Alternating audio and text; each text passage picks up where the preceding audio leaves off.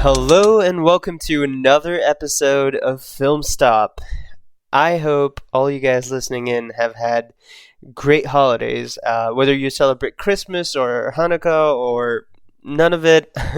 I hope you've had some time with your loved ones, you've had some good food, of course, watched some good content, and really got some time to recharge. I wanted to take this episode and this time to really sort of reflect upon 2021 and talk a little bit about what we think at Film Stop were some of the best movies to come out of both American and Indian film industries. But before we get to that, I, I wanted to say thank you to everyone who tuned in throughout the year and consumed our episodes. And while 2021 was very difficult for many of us out there, I'd like to take a few seconds to just talk about some of the positives, at least from the perspective of us here at Film Stop. Of course, we got a lot of love from all you listeners out there. We got a lot of great constructive feedback. We're working on it. We're taking it all very seriously and trying to put our brains together and produce better content. So thank you for that. We made it into Spotify, which was great. We got our first 1,500 downloads and listeners, which is another great milestone for us here. But I think most of all, I'd like to thank all of the guests, the wonderful guests who made time out of their busy lives to jump on and record with us here at Film Stop, and discuss movies. Film Stop was made with the vision of having a space where people can just gather and talk about movies, things we like, things we don't like, things we enjoy, but in a relaxed, chilled out way. None of us here claim to be movie mavens, but I think the openness by which the guests here at Film Stop have made time, and even through technical difficulties, logged back in and recorded episodes, has been great. So thank you so much. And last but certainly not least is my wife, Meghna, my wife. I don't know why I went Borat on that, but anyways, Meghna, and I really want to thank her for her encouragement through all of this and her participation. I know she's trying to wrap her head around movies in general, but she has some great feedback, some great opinions, and I really appreciate it when she joins us and shares them. But out of all of it, just thank you for your encouragement and support through hours of me just speaking out into the void. With that out of the way, let's talk about movies. So it's simple. We've done this before, guys.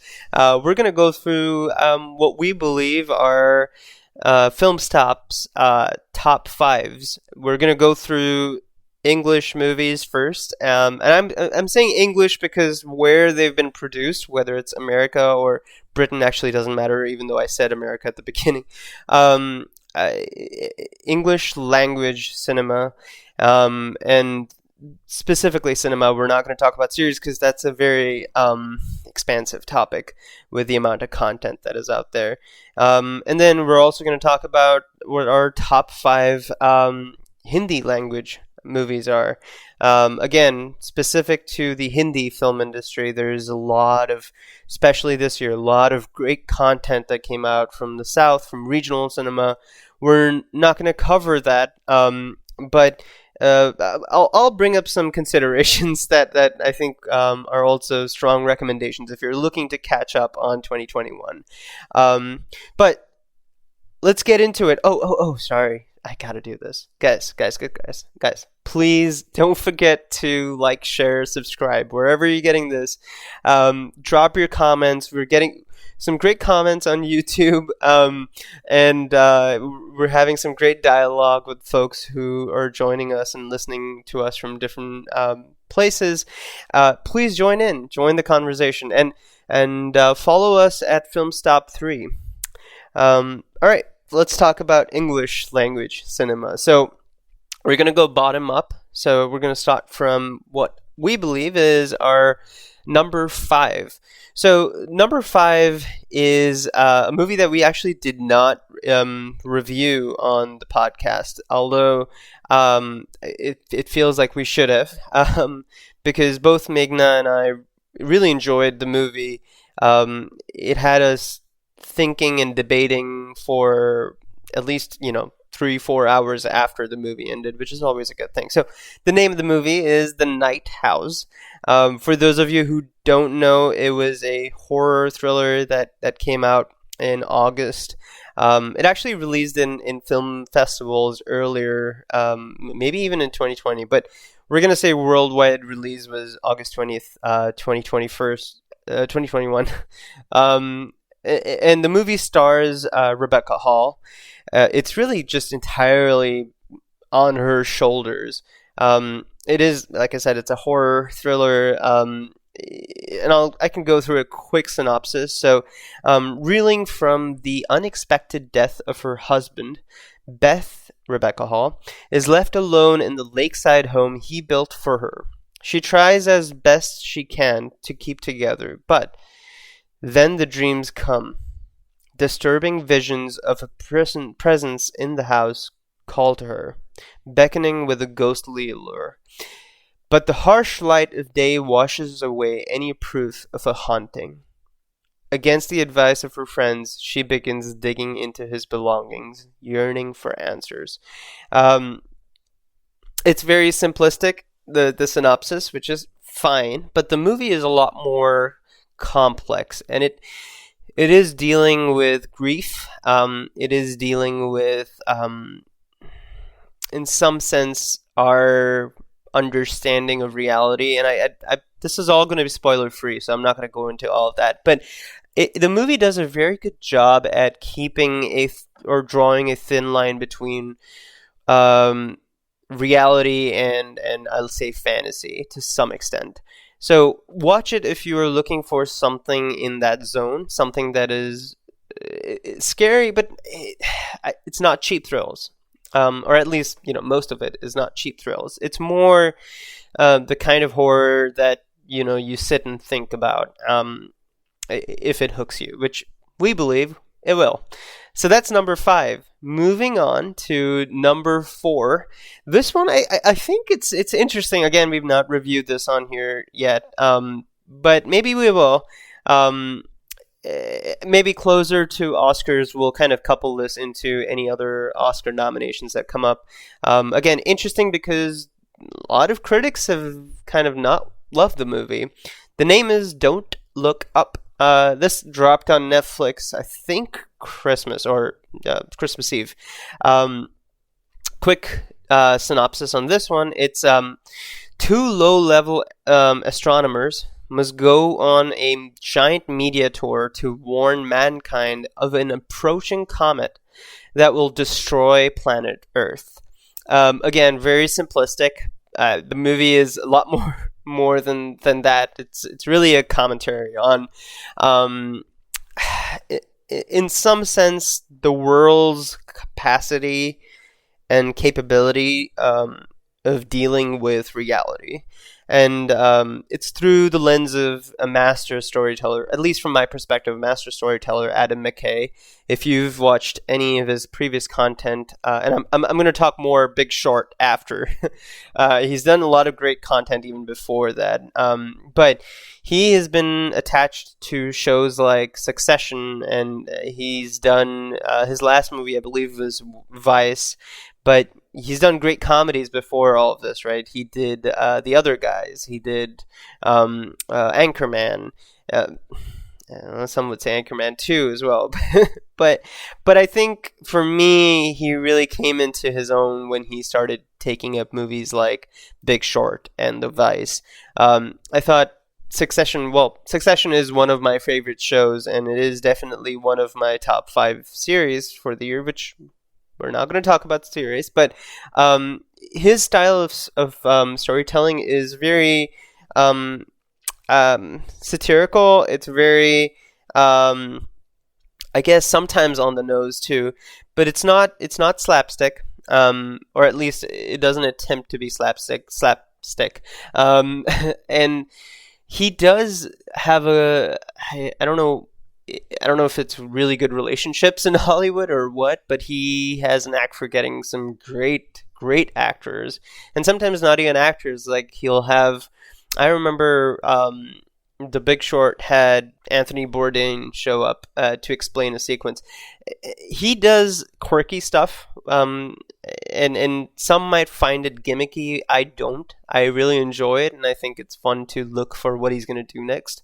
With Don't Look Up, I think Leo, I forgot to even mention that Don't Look Up's cast is Leo DiCaprio and Jennifer Lawrence, Timothy Chalamet, Ariana Grande, Meryl Streep, Chris Evans, Jonah Hill. It's just packed. If you're looking for something that is funny, that is very, very relevant, I would recommend Don't Look Up. Now, the dangerous thing is that, like, I think his content is very political. It's not apolitical. So if you're going in thinking that you're going to, or if you're going in with a preset mind or thought process that you want to stay away from Hollywood preaching you, then don't go into this one, because it is that in many ways. I don't have a problem with that, because to me that's another voice, right? And that's literally the point of art, at least in my mind. So I really enjoyed it. I recommend if you're looking for, or you're open to embrace something that may be political, definitely relevant and funny. Okay. With that, we're going to move on to number 3 again. I think, I guess out of the 5 movies that we're going to talk about, the English movies that we're going to talk about here, we've only reviewed one here. That's more on me than anyone else. Of course, it's more on me. I think we need to do a better job at that. But back to the list. Number 3 is one that I'm sure everyone listening to this podcast has watched already. It is Spider-Man No Way Home. If you're living under a rock, I know I keep saying that, but if you're living under a rock and you have had no idea or time to go watch Spider-Man No Way Home, I think you need to rectify that immediately. I'm not saying, go to the theaters if you're not feeling well.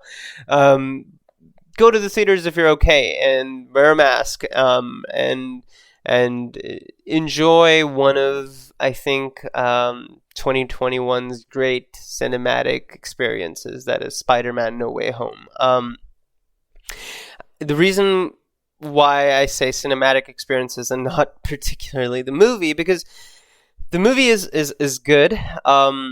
It does what it set out to do. It is fan service at its best. I am not going to spoil anything, but I think I call it a cinematic experience because if you're watching it with, even a half-packed theater, I would have to assume that there are moments and things that will get a collective sound out of everyone out there. It is one of the best examples of communal viewing, and why, communal storytelling as a, I guess as a format will always prevail.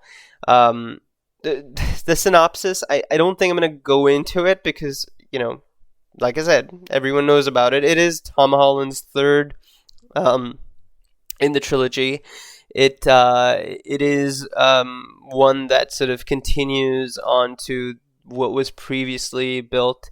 If you've seen Far From Home, it ended at Mysterio revealing Spider-Man's identity and Peter Parker's identity as Spider-Man to the world.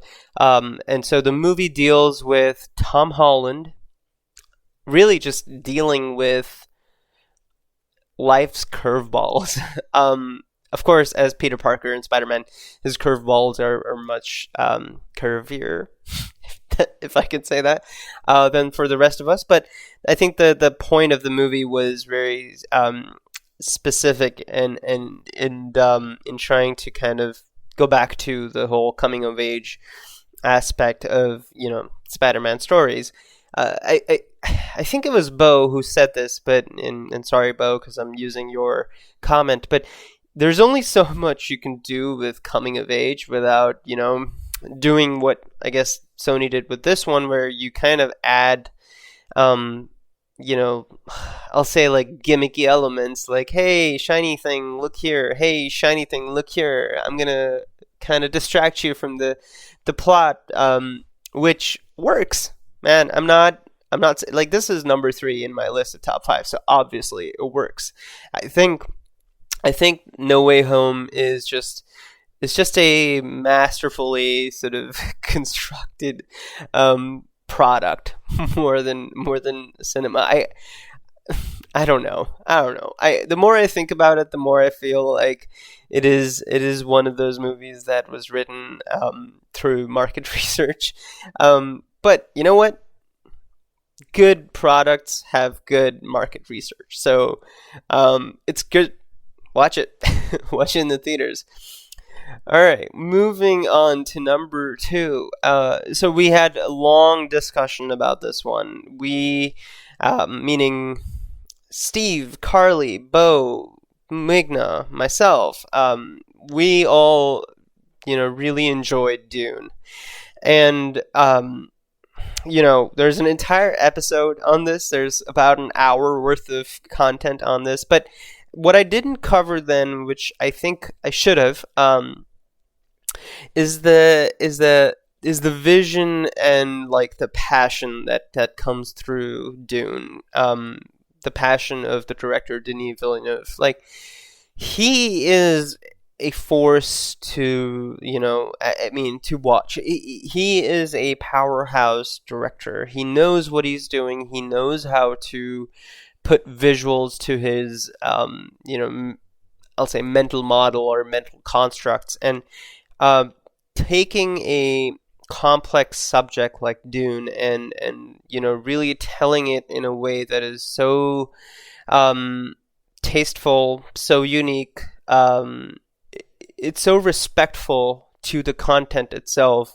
that it really just kind of makes for another one of those cinematic experiences, but for a different reason. Not so much the communal, but more for the theater was made also to experience live images in a larger than life format, and you experience that with Dune. You experience the beautiful, or the beauty of celluloid, and everything that is captured between a actor enacting a scene and a editor editing it, and the visual effects on it. That just the beauty of that art that is created. And so I would say like Dune is an experience as well, but it's one that at this point you can't have in the theaters. If you haven't watched it, you can although watch it on HBO Max. I don't necessarily have to give a synopsis, but I would say that for if you don't know what Dune is, I think it would behoove you to read up about it. Maybe get the book, read the book if you are into that. I will say that I think you will get a lot if you do read the book and watch the movie, but in many ways, I think Denis Villeneuve has done such a great job with directing it that you don't have to. And I know in our episode that we recorded, we did talk about that. So if you wanna go back to that, maybe after you've watched it, because we went into spoilers halfway through there, do that. Like I said, it's on HBO Max. It's definitely a good viewing. All right, we're gonna move on to the top of the list. This one was very controversial, at least in our friends group, and I hope we can, similar to Don't Look Up, I hope we can do a at least a 15-minute discussion on this movie when we start getting into Oscar season, because I do think this is going to be a strong runner. I hope, at least in some spaces. But the movie is The Green Knight. Meghna has very strong feelings about the movie, and I think when we have that small discussion later on, I'll have her join in, and hopefully she can voice them. But here's a quick synopsis of The Green Knight if you have not heard about it or have not watched the trailers. So, King Arthur's headstrong nephew embarks on a daring quest to confront the Green Knight, a mysterious giant who appears at Camelot. Risking his head, he sets off on an epic adventure to prove himself before his family and court. I want to talk about why this movie is special to me, but I can't do that without giving up some of the allegories that it touches upon. It is... I've thought a lot about The Green Knight, and it to me is actually very reflective of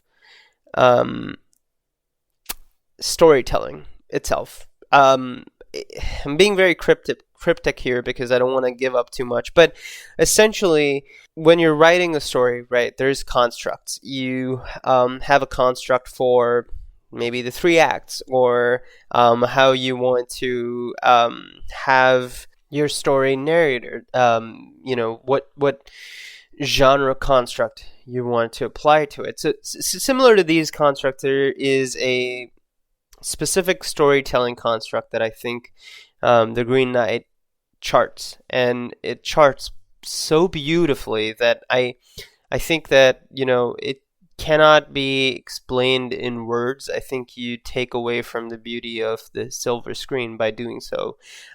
Similar to Dune, I think David Lowery, the director of The Green Knight, he really painted his vision on the screen. And I think every sequence of the movie tells a poetic sort of haiku in some sense. And it gives you a real sort of taste for this construct again, that I'm referring to. It's not for everyone.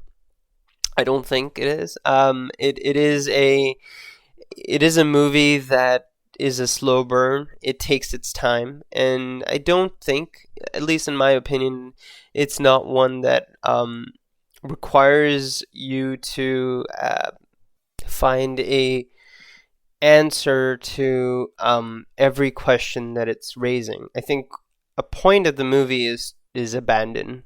If you're watching this movie, I reckon you will enjoy it more if you let go and you just let it happen to you. The movie has some great performances. Dev Patel, in my opinion, his best for sure, but also one of the best of the year. And I hope, at least, I don't know if this is going to be the case, because there isn't a lot of steam right now behind Green Knight lobbying in the Academy, but I do hope he gets some recognition for his performance, even if it's a nod in the BAFTAs or the SAGs or what have you. There is a great score. I loved the background score. I loved the cinematography, the editing. I think you, by you I mean Academy, you will be remiss to not give David Lowery his due.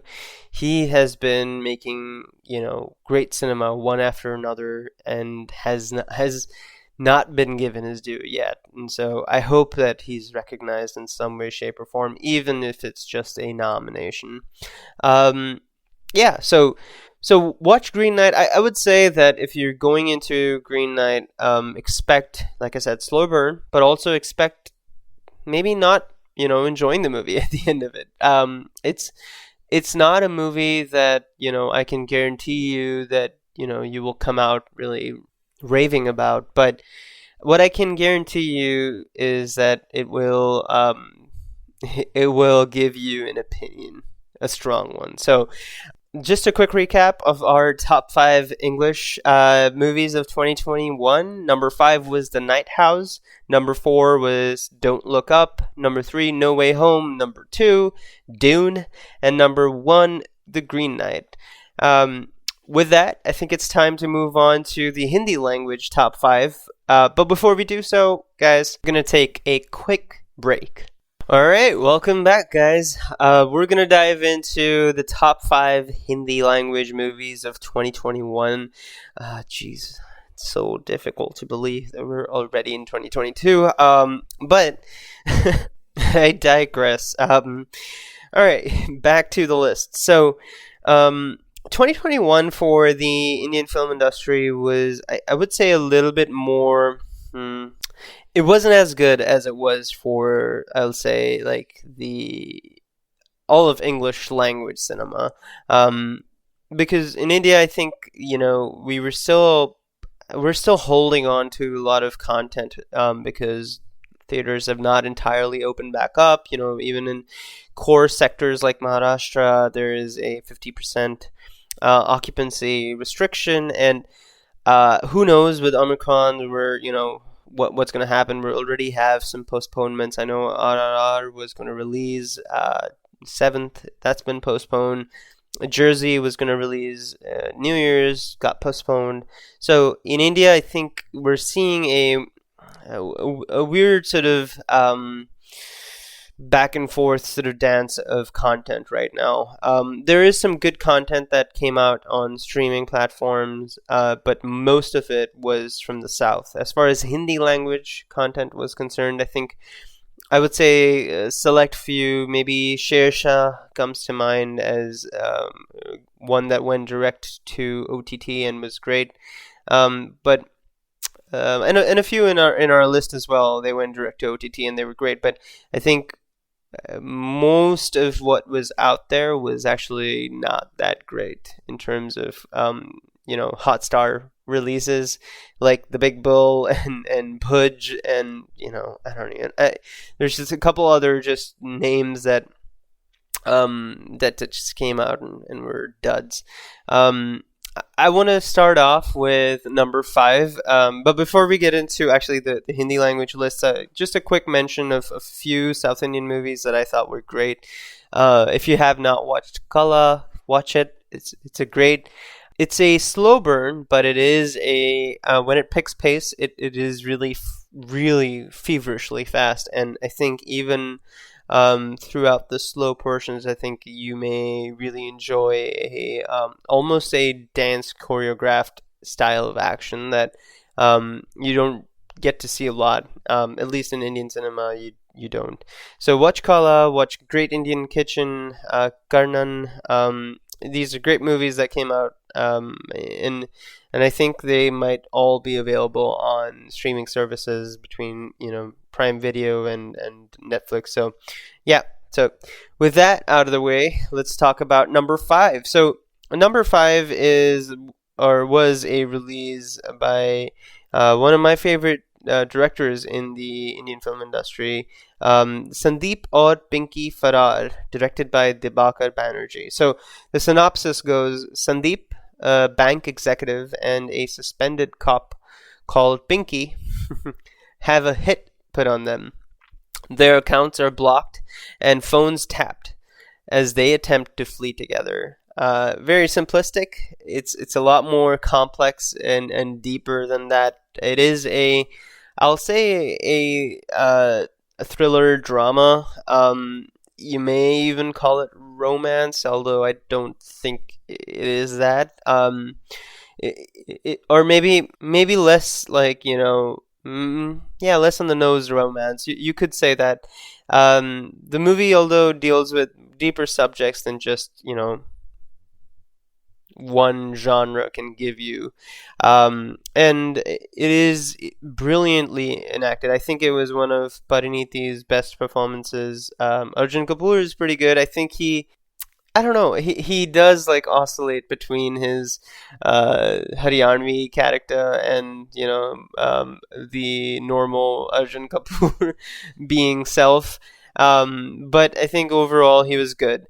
The movie is immensely enjoyable in that it has a really strong plot. It is played out in a way that'll keep you guessing, and even so, even if the plot actually does actually meander into weird territory, the characters keep you going. They keep you hooked on. So I recommend Sandeep or Pinky Farad if you're looking for something that is new, different, and unique, especially when it comes to these actors and the characters that they're playing. If you know the Bakar Banerjee's, I guess, style of filmmaking and you like it, then you will like Sandeep or Pinky Farad. Okay, now moving on to number 4. So number 4 is it's actually I'm cheating by putting it into Hindi language because it is quite strongly English. But because it was based in India and it has a lot of Hindi in it, I think it's fair to say that The White Tiger can be put into this category. So number 4 is The White Tiger. It is based on a book by the same name by Arvind Adiga called The White Tiger, and it is directed by Raman Bahrani. So Raman Bahrani, if you have seen or have not seen his previous works, I highly recommend you watch it because he's another one of those underrated directors who should get his due. You should check out 99 Homes. I thought it was great. At Any Price was great. So Plastic Bag as well. Really good movie. I have not watched Fahrenheit. What was it, 959 or something like that. I have not watched that one, so I can't really. 451 Fahrenheit 451. I can't recommend that one, but he's a good director. And The White Tiger is a very strong commentary on class, caste, economic divide in a developing country like India, and how the crossroads of all of these divides can kind of create a animal out of a ordinary or seemingly ordinary human who is trying to earn his bread. So I know that was very cryptic, but it's better to go into the movie knowing less. The synopsis is simple. It's about a rich Indian family's ambitious driver who uses his wit and cunning to escape from poverty and rise to the top as an entrepreneur. The main character is played by Adarsh Gaurav. The name is Balram Halwai. He a revelation. Like if there was a debut this year, even though this was not his debut, because like if you watched Rock, then he's in that. But if there's one that I would like to bring focus to this year, it would be his performance in The White Tiger. He is amazing, and the movie is on Netflix. It is a lot of it is English, and there is good subtitles for the Hindi portion. So if you are just looking for good content and are okay with that 1-inch barrier, as Bong Joon-ho said, I think you should go ahead and watch The White Tiger if you haven't already on Netflix. It also has Priyanka Chopra Jonas in it, and Rajkumar Rao. They both are good. I do think that their characters are pretty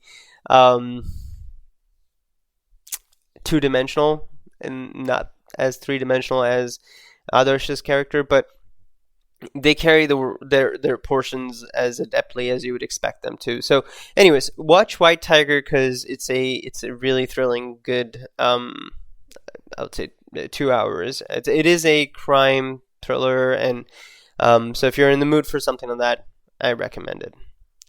All right, moving to number 3. So, number 3 is one of the best performances, and the performance really carries the entire movie on its shoulders. It's Sherni.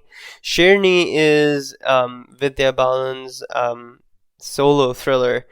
Was directed by Amit Masurkar, who, if you've watched Newton, you know his brilliant adeptness at telling stories.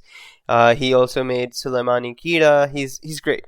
He knows what he's doing, and he does it with finesse. Sherni is a brilliant take on patriarchy, and it.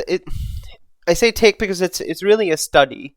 It's not a movie that patriarchy also, but also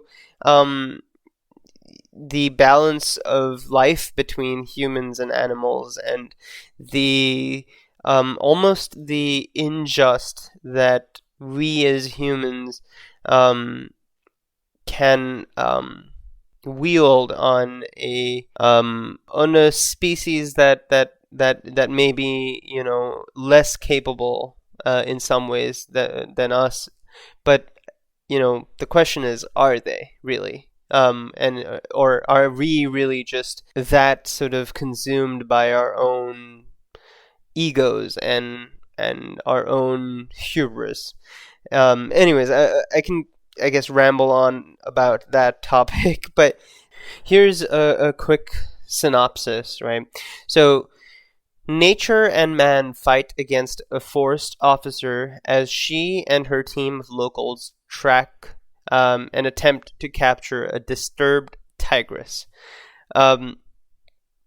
There's some really cool words in that synopsis, actually, like, capturing a disturbed tigress.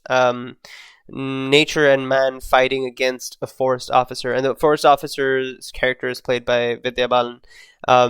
It is a movie that has some great performances, whether it's Vidya Balan, of course, or it's Vijay Raz, or it's Sharat Saxena, or Neeraj Kabi, or Brajendra Kala. Just great performances, and it's very the storytelling is very underhanded, and it's very subtle.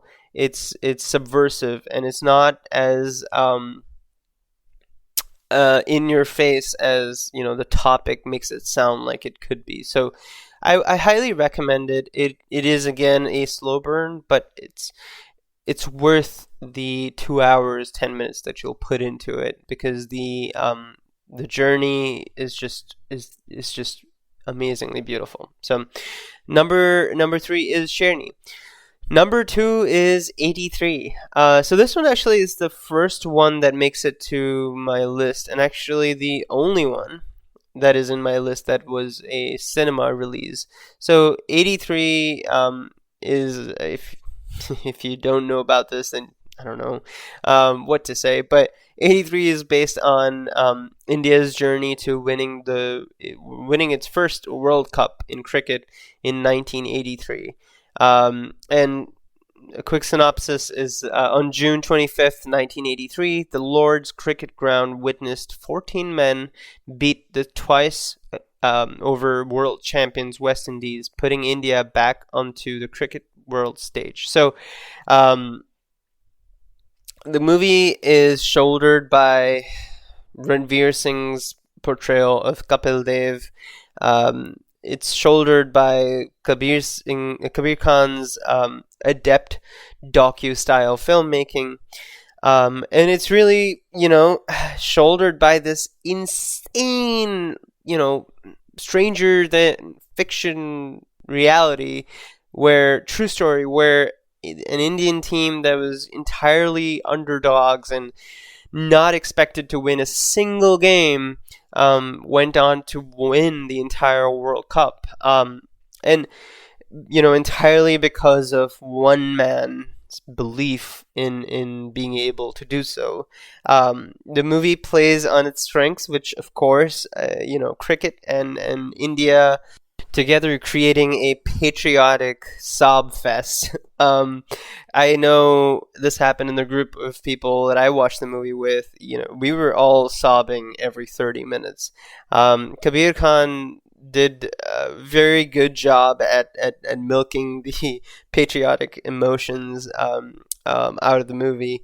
And again, it's one of those movies that I think you will benefit from communal viewing. So if you have the time to, if you're able to, I do recommend watching it in theaters. However, I know cases are high in India, so be careful with that. If you're going to the theaters, wear your mask. I'm sure it's going to show up on TV pretty soon. If you're watching it on TV, make sure you're watching it with your family, because it is one of those movies that I think watching it together with fellow Indians, I think really makes the experience a lot more sweeter. Um, I thought that Kabir Khan. Well, Kabir Khan is a documentary filmmaker first. Then he got into fiction storytelling. He is very good at getting to the vivid representation of what actually happened. The true events, or quote unquote true events. So much so that he has this instrument that he sort of utilizes, where every now and then the movie cuts from a make believe, what they're showing with the actors acting and so on and so forth, to back to actual images and clips from 1983 of India playing the World Cup. And it is insane how, tethered it all still feels. Of course, like I mentioned earlier, it is shouldered on Ranveer Singh's performance. You do not, for a second, question yourself whether he is actually Kapil Dev or not, because he has got his essence. Maybe he doesn't look exactly like Kapil Dev, but it doesn't matter, because he is Kapil Dev from every other sort of respect and aspect. So so I highly recommend watching the movie. If you love cricket, then you probably have already watched the movie. But I think it's a good theatrical experience. If you can watch it here in America, if you're here, you can go watch it in theaters. I know there's quite a few showtimes still out there. I do hope that the movie does better business. I think it's still at 77 crores, and I think it opened 2 weeks ago. But that said, there's a open window. I think the next big ticket release is not until third week of January in India. So so that's 83, and it's number 2 for us. Moving to the top of the list. This going back to, I guess, movies that released on OTT, direct on OTT. This one is directed by probably one of my favorite directors, working. And I need to redo that list. I know we have an episode from way back when, where we did my top 10 filmmakers, but I think and Shujit Sarkar is actually in that list as well. But I think he would probably move a little higher up if he hasn't already, or if he wasn't already higher up in that list. Shujit Sarkar is a master storyteller, and I think even if you took cinema as a tool out of his hands to tell stories, or a format out of his hands to tell stories, I think he would still be great at it if he just narrated it to me. He knows what he's doing with his characters, his style, his visuals, his audio, and Sardar Udham is a great example of a movie that represents a singular emotion. If revenge is an emotion, which I think could be a debatable topic, it is a exact representation in movie form of that. So Sardar Udham is based on the life of Sardar Udham Singh, a revolutionary freedom fighter, best known for assassinating Michael O'Dwyer in London to take revenge for 1919 Jallianwala Bagh massacre in Amritsar. The movie is shouldered by Vicky Kaushal's amazing performance. He's brilliant in the movie. Congratulations, Vicky, for your wedding. Of course, you're listening to this because of course, you listen to Film Stop. But the movie is a very poetic take on on what vengeance really is and what it could do to a man. Jallianwala Bagh massacre is very well known in Indian history. It's something that we all learn from a very early age about. It has been depicted in various forms of media, whether it's television or cinema. But I think the beauty of this movie is that it actually takes the focus off Jallianwala Bagh, and it puts the focus on what is taken from that incident. Not the incident itself, but how it impacts this one individual and the impact itself. So you don't even get the Jallianwala Bagh until much later in the story, the actual massacre. And I know it's not a spoiler because it's not because it happens. It is history, but the way Shujit tells the story, he actually wraps up. The sequence of Jallianwala Bagh is wrapped up around this sort of construct of what revenge has made of a man. And I think that you see it, by the time it shows up, you actually see it through that perspective, and it's up to you to understand or not understand it, but I think it would be difficult to not be moved by it. So yeah, so Sardar Udham is a great watch. It is again a slow burn. I can see a pattern forming here, but it is a slow burn. It takes its time, but at no point did it feel like it was a burden sitting there watching that movie. So I highly recommend it for just the experience, the understanding of of chapters of Indian history that can never be forgotten. And I think the best we can do is to try to understand it. I think this is a great sort of pathway into doing just that, understanding certain incidents and events and decisions and choices and people. But with that, we come to the end of the Hindi language list. So again, the top 5 Hindi language movies from 2021. Number 5, Sandeep or Pinky Farrar. Number 4, White Tiger. Number 3, Sherni. Number 2, 83. And number 1, Sardar Udham. I think if you are able to watch any of these 10 movies, I think I would have done my job based on my recommendation. I mean, if you've already watched the movies and you're listening to this, then I will not take that credit. But if based on my recommendation you actually end up watching these movies, let us know what you think about it. Drop a comment, give us feedback. You can always reach us at an email, at our email, filmstop.podcast@gmail.com. Again, follow us on Twitter, filmstop3. And like, share, subscribe, guys. We love getting your love, and we want more of it. So again, thank you for being here. Thank you for listening to us in 2021. We hope you continue to do so in 2022. We will be back with better and more relevant content, and hopefully you'll be back listening to us. With that, thank you guys. Have a good one. Happy New Year. Have a great 2022. Bye.